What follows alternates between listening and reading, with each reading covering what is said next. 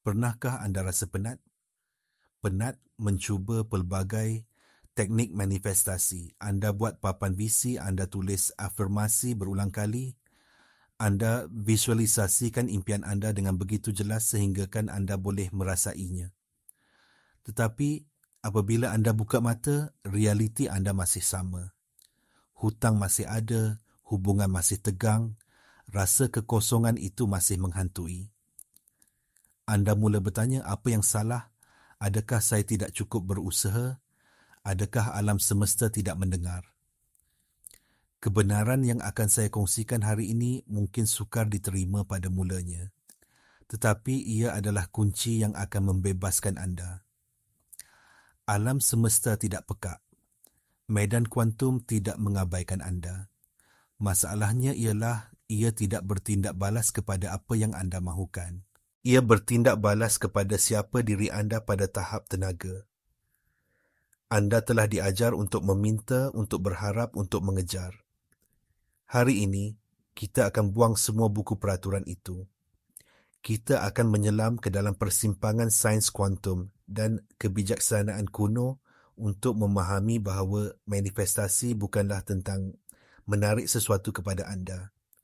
Ia adalah tentang menjadi frekuensi getaran yang selaras dengan realiti yang anda inginkan. Sehinggakan realiti itu tiada pilihan lain selain muncul di hadapan anda. Anda bukan meminta hujan. Anda belajar bagaimana untuk menjadi awan. Anda bukan meminta kekayaan. Anda menjadi perwujudan kelimpahan itu sendiri. Ini bukan angan-angan. Ini adalah fizik. Ini adalah bagaimana realiti dicipta. Dan kuasa untuk mencipta itu sentiasa ada di dalam diri anda. Menunggu untuk diingati semula. Bersedia untuk menukar perspektif anda selamanya. Jadi, bagaimana kita melakukannya? Bagaimana kita beralih daripada meminta kepada menjadi? Jawapannya terletak pada satu perkataan, koheren. Di dalam fizik kuantum, koheren merujuk kepada keadaan di mana gelombang-gelombang tenaga bergetar secara serentak dan harmoni. Bayangkan sekumpulan orang bertepuk tangan tanpa rentak. Bunyinya hingar dan bercelaru. Sekarang bayangkan mereka semua bertepuk tangan mengikut rentak yang sama. Tenaga yang terhasil jauh lebih kuat dan berfokus. Itulah koheren.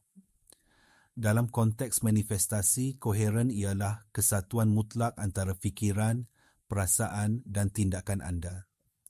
Anda tidak boleh berfikir tentang kelimpahan sambil merasakan kekurangan. Anda tidak boleh mengimpikan kesihatan yang baik sambil mengamalkan tabiat yang memusnahkan badan anda. Medan kuantum tidak mendengar perkataan yang anda ucapkan. Ia merasakan frekuensi yang anda pancarkan.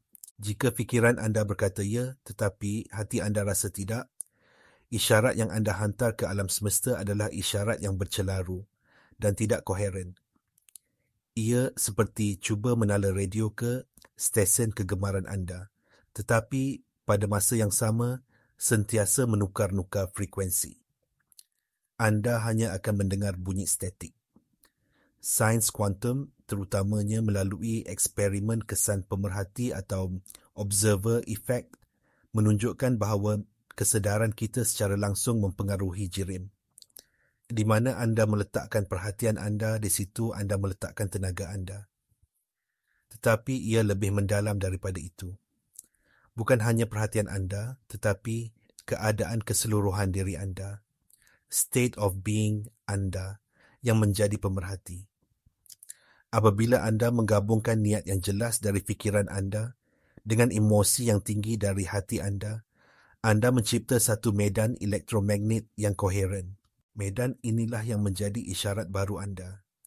Anda berhenti menjadi zarah yang bertindak balas kepada realiti sedia ada dan anda menjadi gelombang potensi yang membentuk realiti masa depan.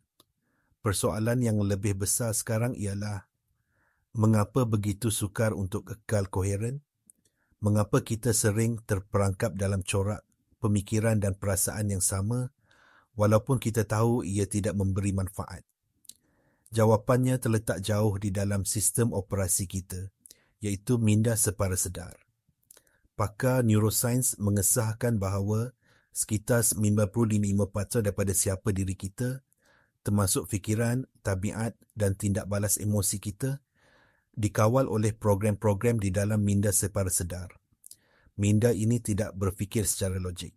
Ia adalah himpunan rekod dari masa lalu. Setiap pengalaman yang mempunyai cas emosi yang kuat, sama ada baik atau buruk, direkodkan dan disimpan di sini. Apabila anda berulang kali berfikir dan merasa dengan cara yang sama, contohnya merasa bimbang tentang wang setiap hari, anda sebenarnya sedang melatih otak dan badan anda untuk hidup dalam keadaan bimbang. Rangkaian neuron di otak anda mengukuhkan laluan kebimbangan itu, dan badan anda secara kimia menjadi ketagih kepada hormon stres seperti kortizol. Pada tahap ini, badan anda secara literal telah menjadi minda kebimbangan. Inilah sebabnya mengapa perubahan begitu sukar. Anda mungkin sedar dan berazam dengan 5% minda sedar anda untuk menjadi kaya dan berjaya. Tetapi 95% daripada diri anda, iaitu badan minda separa sedar anda, masih beroperasi dengan program kekurangan dan ketakutan yang telah dipasang sejak bertahun-tahun lamanya. Anda cuba menanam benih baru di atas tanah yang lama dan tidak subur. Anda cuba membina istana di atas tapak yang geriput. Untuk benar-benar berubah, anda perlu melangkaui minda analitikal anda dan masuk ke dalam sistem operasi itu sendiri.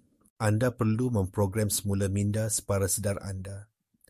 Anda perlu mengajar badan anda secara emosi bagaimana rasanya masa depan yang anda inginkan itu sebelum ia benar-benar berlaku.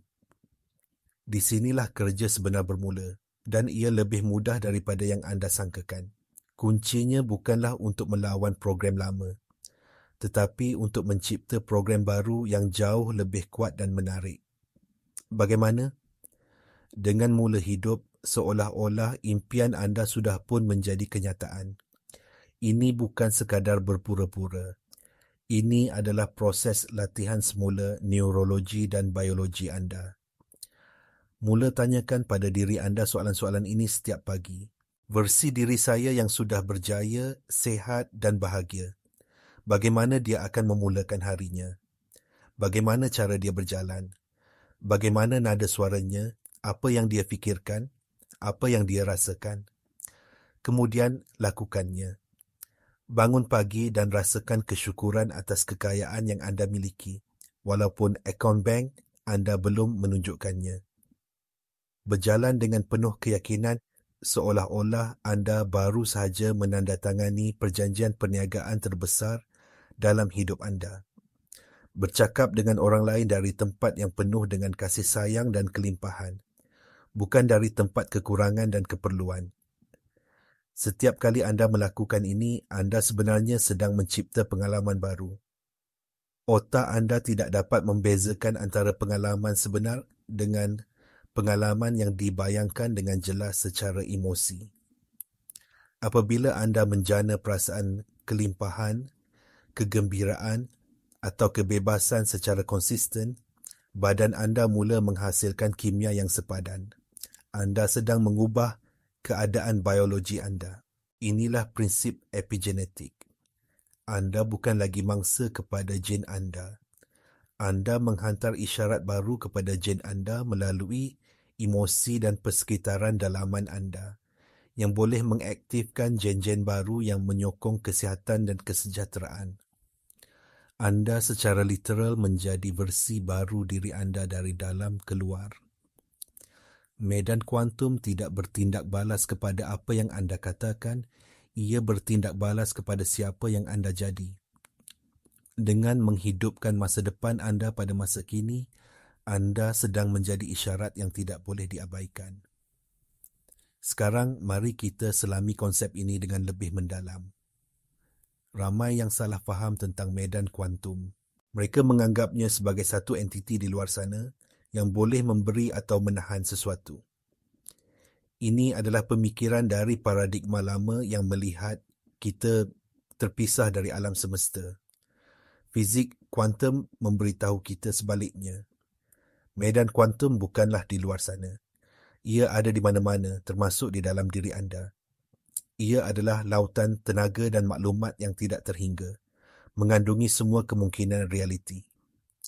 Seperti yang ditunjukkan oleh eksperimen diwai celah ataupun double slit eksperimen, zarah subatomik wujud dalam keadaan gelombang kebarangkalian yang tidak terbatas sehinggalah ia diperhatikan.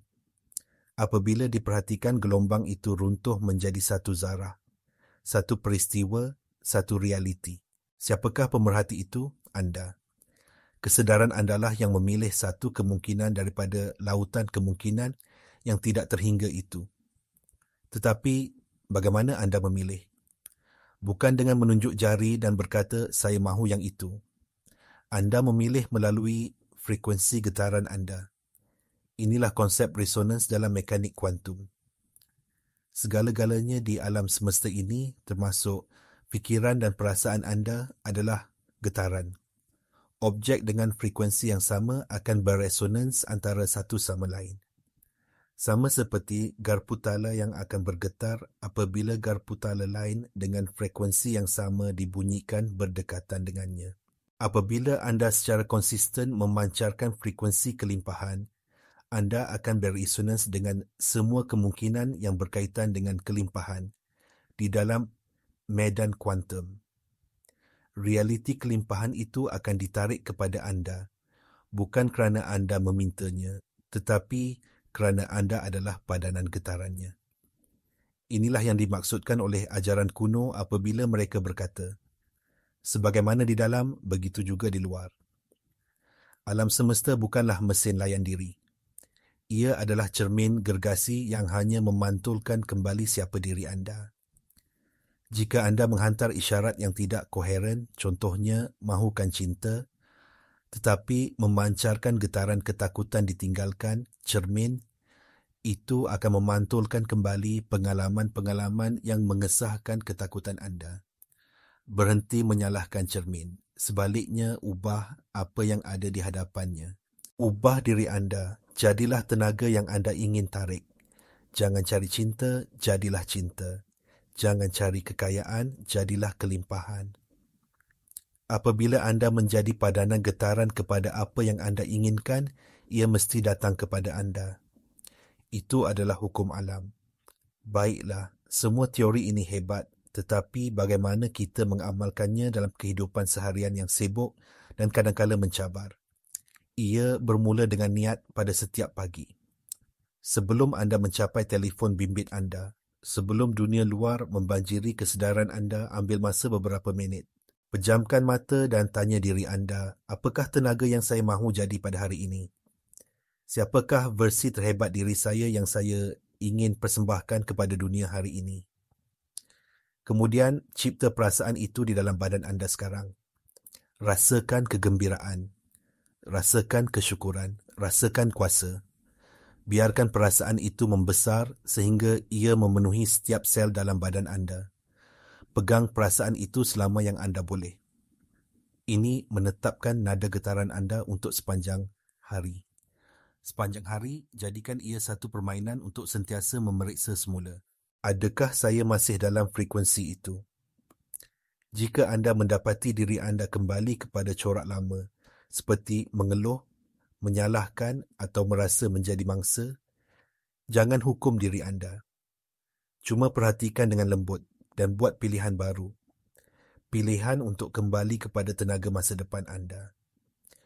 Mungkin anda boleh menetapkan peringatan pada telefon anda setiap jam yang berbunyi. Siapakah yang saya sedang jadi sekarang? Ia adalah latihan berterusan untuk mengalihkan kesedaran anda dari program automatik kepada penciptaan yang sedar. Satu tindakan kecil yang boleh anda lakukan sekarang juga ialah berfikir tentang satu aspek masa depan impian anda.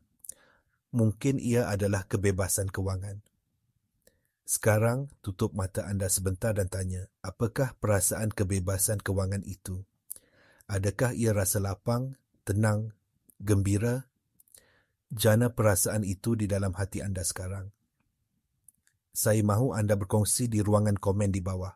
Apakah satu perasaan yang anda akan amalkan hari ini untuk menjadi padanan getaran kepada impian anda?